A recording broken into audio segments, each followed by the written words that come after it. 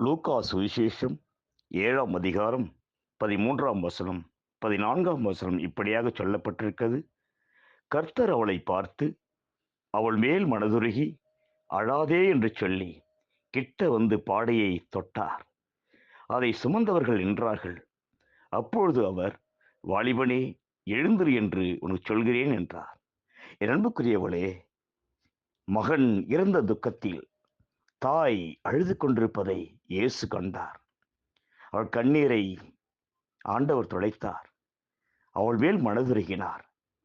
இன்றைக்கு நீங்கள் அநேக காரியங்களை குறித்து கண்ணீர் வடித்துக் கொண்டிருக்கீர்களா? கவலைப்படாதிருங்கள்.